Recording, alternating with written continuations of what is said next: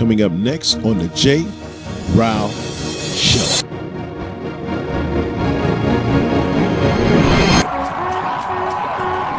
Are you prepared to take the oath, Senator? I am.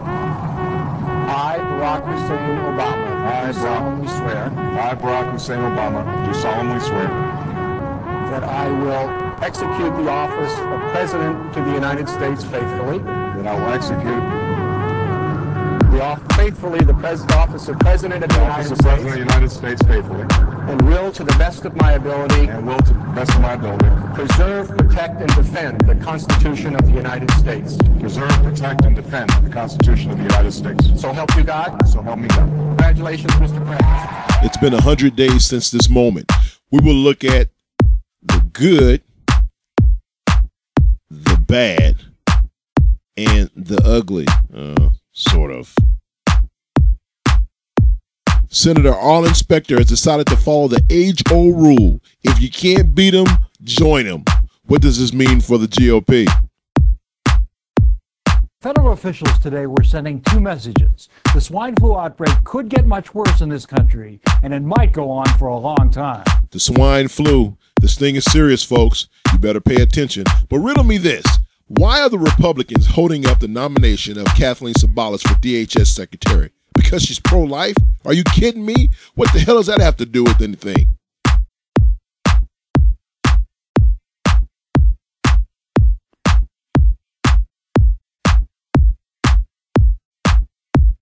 Waterboarding, an enhanced interrogation technique. Torture gate. What do you think? I have a different opinion on this. I'm not sure if I agree with my main man on this one. We'll talk. The Craiglist Killer. As the evidence continues to mount, mysteriously, his fiance continues to support him. Wake up, young lady. Plus, if time permits, your emails in a new segment called Just Thoughts. T.O. Get your popcorn ready. The J. Rao Show starts now.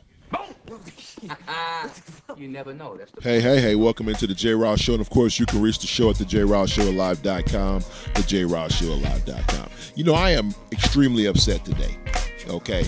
Now, for those of y'all who don't know, here's the reason why.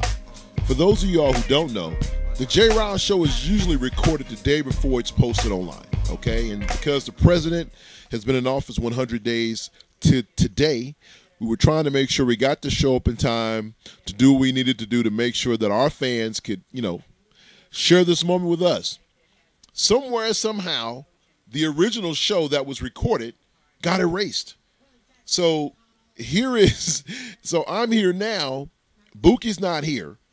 This is going to sound weird to you guys because if you listen to the show in its entirety, especially the second and third sets, you'll hear Bookie. But Bookie's not here because we didn't know that we needed to record this show. We didn't know we had to re-record the show, so to speak, because of the technical error. So Bookie's not here today. So Book, when you hear this, what's up?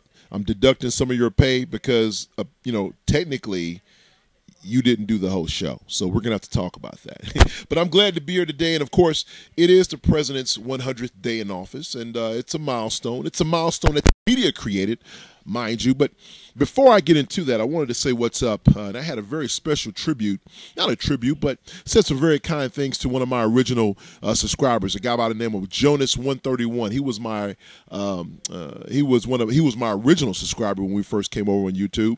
And so I wanted to say what's up to him. He's leaving YouTube.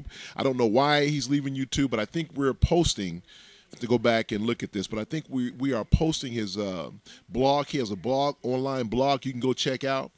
So he's not gone, but hey, he's not here on YouTube, but you can check him out on his own personal blog. So what's up, Janice? I'll be following you on your new website, and I hope you continue to listen to the show. Well, it's been 100 days for the president, and a lot of things have happened during the first 100 days. We've had the largest economic stimulus package passed with no Republican support. We've had a big mess revolving around his handshake with Chavez and the fact that he was there when Ortega was going off You know, I don't know what people expected him to do. I guess they expected him just to get up and walk out. I mean, come on, folks. The president's remarks are prepared. And, you know, when he stood up and gave his speech after that rant, you know, what do you expect him to do? Plus, that's not his nature. You guys voted for him. You know what type of president he is. But what kills me is that how people are so quick to jump on this man. He's been in office, okay, today 100 days. 100 days. They expect him to fix 8 years of wrong in 100 days. And the Republicans, the Republicans criticized his budget. Then they came out with some type of fake budget. Hey, this is our budget. This is our plan, our roadway to get America back on track. We have no numbers in this thing, but guess what? We'll come back and put numbers in next week. But we just wanted to get something out in front of the American people. This is ridiculous. It's totally ridiculous. Doesn't make any sense whatsoever. Man, I kind of miss Boo. But here's the deal. What kills me is that, people are so quick to judge. This president exists in what we call a 24-hour news cycle. When President Reagan was president, I think CNN had just been created.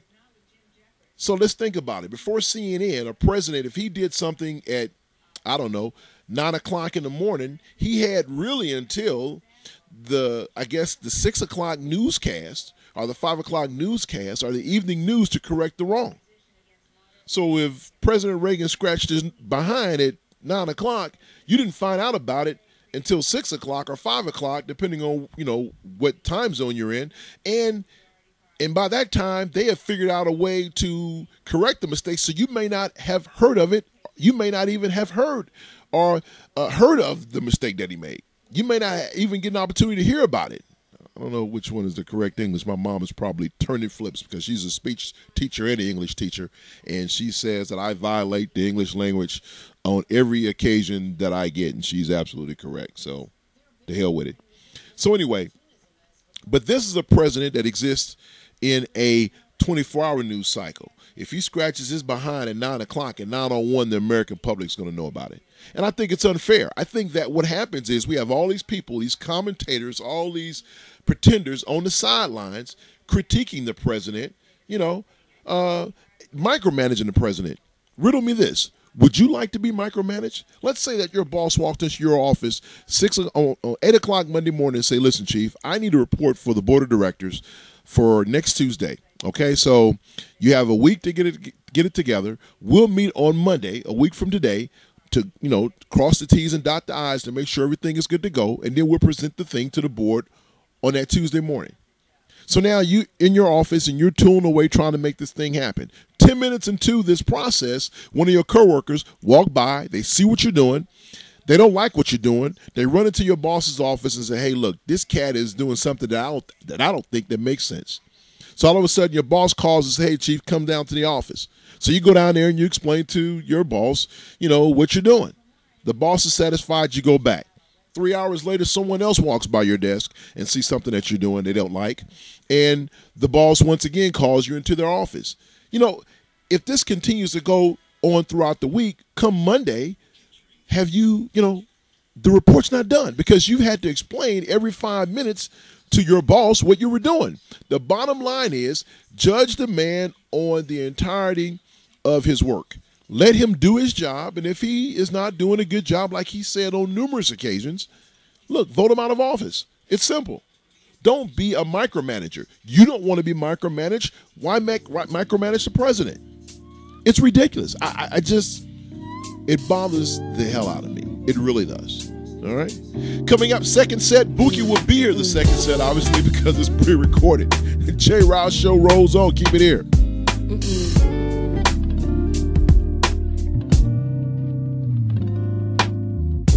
This life can make me so confused, but it's all right.